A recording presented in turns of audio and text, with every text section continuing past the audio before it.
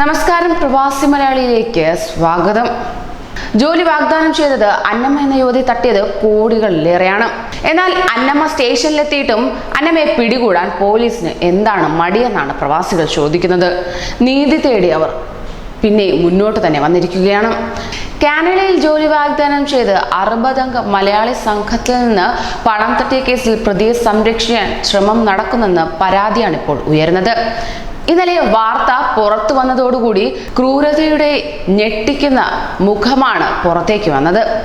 കട്ടപ്പന സ്വദേശിയായ യുവതിയാണ് 3 കോടിയോളം രൂപ തട്ടിയതായുള്ള വാർത്തകൾ പുറത്തേക്ക് വന്നത്. മുൻകൂർ ജാമ്യാപേക്ഷ വിവിധ കോടതികൾ തള്ളിയതോടെ പ്രതി ഇപ്പോൾ ഒളിവിലാണ്. കട്ടപ്പന വള്ളക്കടവ് കണ്ടത്തിൽ അന്നമ്മ ജോർജ് എന്നറിയപ്പെടുന്ന സിനി കുന്നപ്പള്ളിലാണ് സംസ്ഥാനത്തിന്റെ വിവിധ ഭാഗങ്ങളിൽ നിന്നുള്ള 66 പേരിൽ നിന്നായി 3.5 കോടിയോളം രൂപ തട്ടിയിരിക്കുന്നത്. അന്നമ്മയ്ക്കെതിരെ തട്ടിപ്പിനിരയായവർ നൽകിയ പരാതി നിലനിൽക്കുമ്പോൾ കഴിഞ്ഞ നവംബർ 26-ന് കട്ടപ്പന പോലീസ് സ്റ്റേഷനിൽ ഇവർ എത്തിയിട്ടും പിടികൂടാൻ പോലീസ് തയ്യാറായിരുന്നില്ല.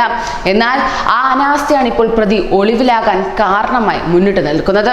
ഇടുക്കി, കണ്ണൂർ, പാല, അങ്കമാലി, ചാലക്കുടി തുടങ്ങിയ സംസ്ഥാനത്തിന്റെ വിവിധ സ്ഥലങ്ങളിലുള്ളവരാണ് കബളിപ്പിക്കപ്പെട്ടത്. 5.5 ലക്ഷം മുതൽ 6 ലക്ഷം രൂപ വരെയാണ് ഇവർ ഒരാളിൽ നിന്നും കൈപ്പറ്റിയിട്ടുള്ളത്. കഴിഞ്ഞ സെപ്റ്റംബറിലാണ് കാനഡയിലെ പെട്രോ കാനഡ എന്ന കമ്പനിയിൽ ജോലി വാഗ്ദാനം ചെയ്ത് ഇവർ ആളുകളെ ബന്ധപ്പെട്ടത്.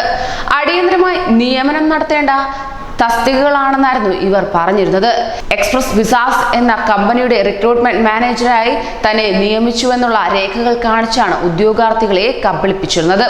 അങ്ങനെ വിസയുടെ പകുതി തുകയായ 3 ലക്ഷം രൂപ ആളുകളിൽ നിന്ന് കൈപ്പറ്റിയിരുന്നു. ചിലർ മുഴുവൻ തുകയും നൽകിയിരുന്നു. തുടർന്ന് സെപ്റ്റംബർ 22, 23 തീയതികളിലായി 15 പേരടങ്ങുന്ന സംഘങ്ങൾ നെടുമ്പാശ്ശേരിയിൽ നിന്ന് ഖത്തറിലുമെത്തി.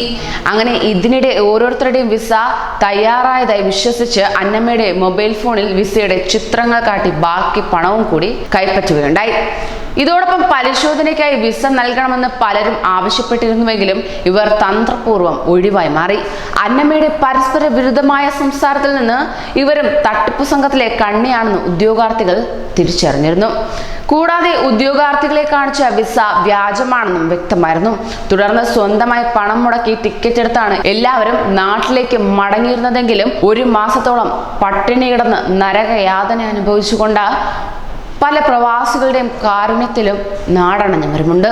ഇങ്ങനെ തട്ടിപ്പിനിരയായ 66 ഉദ്യോഗാർത്ഥികളും കേസ് നൽകിയിട്ടും പോലീസ് പ്രതിയെ സംരക്ഷിച്ചത് എന്തിനെന്ന ചോദ്യമാണ് ഇപ്പോൾ ഉയർന്നത്. കൂടുതൽ പ്രവാസി വാർത്തകൾക്കായി ഈ ചാനൽ സബ്സ്ക്രൈബ് ചെയ്യാം.